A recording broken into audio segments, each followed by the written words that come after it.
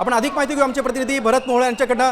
भरत, शिंदे सेनेचे आमदार देखील वायबी सेंटरला उपस्थित आहेत। तेवढ्याच वेळात आता फुटलेले 6 खासदार देखील तिथे येतील। शेवटच्या क्षणी काय घडामोडी घडतायत, काय चित्र आहे?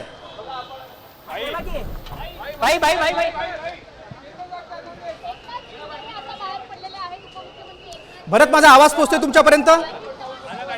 हा गिरीश, आपण जर पाहिलं तर गेल्या 2 तासापासून एकनाथ शिंदे यांची या फुटीर खासदारांसोबत नंदनवन बंगल्यावरती जी बैठक सुरू होती, ही अत्यंत महत्त्वाची बैठक पार पडलेली आहे। आणि सूत्रांनी दिलेल्या माहितीनुसार या बैठकीमध्ये काही महत्त्वाच्या गोष्टी एकनाथ शिंदे यांनी सगळ्या खासदारांना सांगितलेलं आहे। ज्या पद्धतीने उद्धव ठाकरे यांच्या गटावरती या खासदारांकडून आरोप करण्यात आलेले आहेत, ज्या पद्धतीने निधीचं कारण देण्यात आलेलं आहे, काँग्रेस सोबत जाण्याची शक्यता वर्तवलेली होती, हेच मुद्दे हायलाईट करून याच मुद्द्यांमुळे आम्ही पक्षप्रवेश करत आहोत अशा पद्धतीने ठामपणे भूमिका मांडण्यासाठी एकनाथ शिंदे यांनी सगळ्या खासदारांना मार्गदर्शन केल्याची माहिती सूत्रांनी दिलेली आहे।